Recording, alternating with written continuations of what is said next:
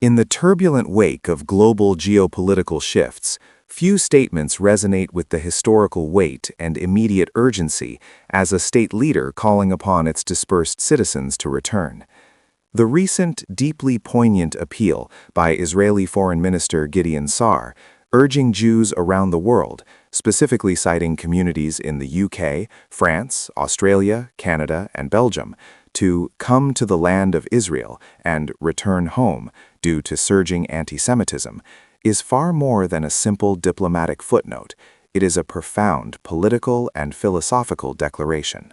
This analysis and commentary are founded on public sources and aim to explore the multifaceted implications of this call, recognizing upfront that the views expressed here represent this channel's own perspective on complex international dynamics. The fundamental mystery embedded in Sa'ar's statement is whether this invitation is purely a compassionate historical reaction to a clear and present danger, or if it constitutes a strategic lever designed to address Israel's long-term demographic and security imperatives, a riddle that defines the current moment. The immediate context is undeniable and grim. Sa'ar's remarks followed the horrific violence witnessed, for instance, at Australia's Bondi Beach, an incident where authorities alleged the targeting of the Jewish community during the celebration of Hanukkah. This event is symptomatic of a broader, seismic shift globally, catalyzed but not solely created by the conflict erupting in Gaza in October 2023. We are seeing what appears to be a rapid acceleration of anti-Jewish sentiment, morphing from fringe agitation to, in certain instances, visible public demonstration. Specific data adds stark weight to this concern. Organizations like the Anti-Defamation League reported increases in anti-Semitic incidents in Western nations post-October 7th that, in some categories, exceeded 300% or even 400% compared to the previous year. When Prime Minister Benjamin Netanyahu joins this chorus, calling on Western governments to better protect their Jewish citizens, it signals a perceived systemic failure of host nations to ensure the safety promised under their democratic covenants. This provides the primary, emotionally charged justification for Sa'ar's move.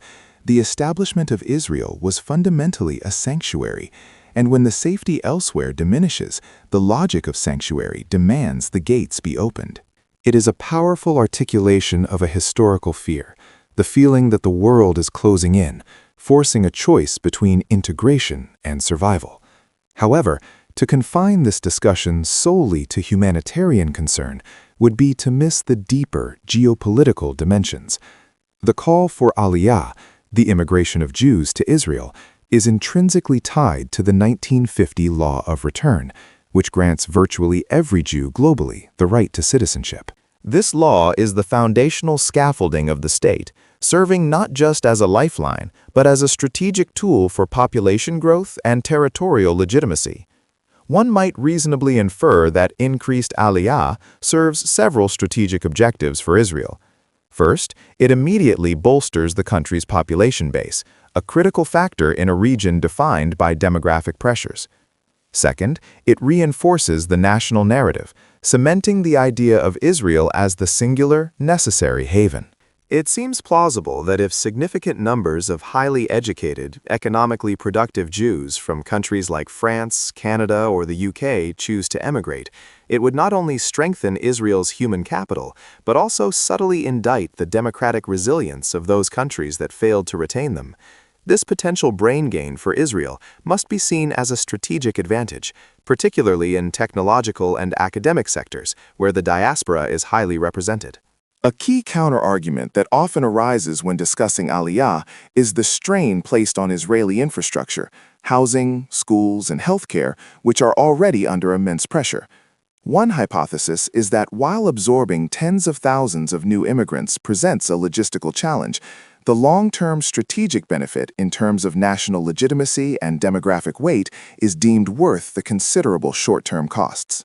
As a high-ranking official might privately articulate, the cost of building 5,000 new apartments pales in comparison to the existential cost of a dwindling population base in a hostile neighborhood.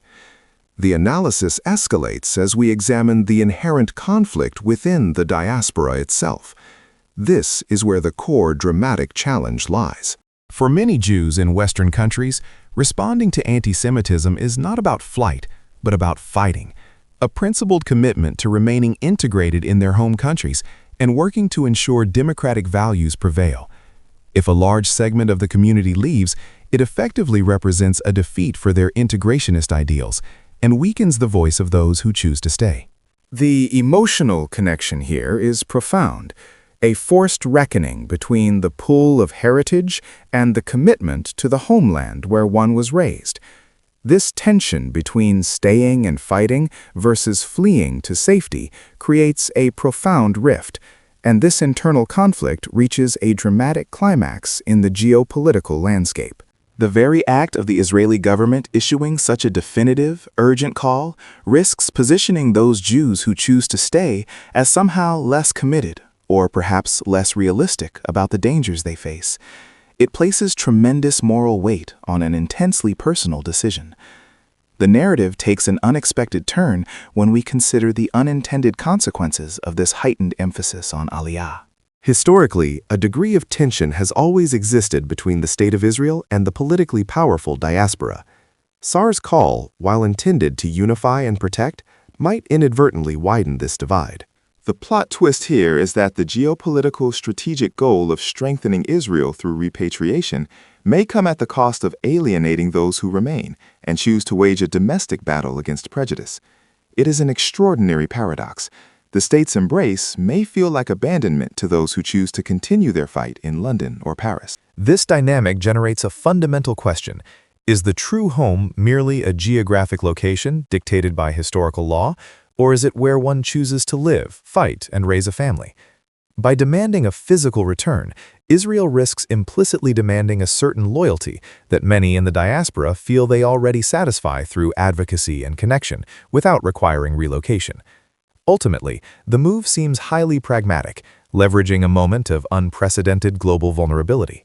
It is likely that this call is not merely a reaction, but a foundational reaffirmation of Israel's historical purpose, capitalizing on the prevailing atmosphere of fear.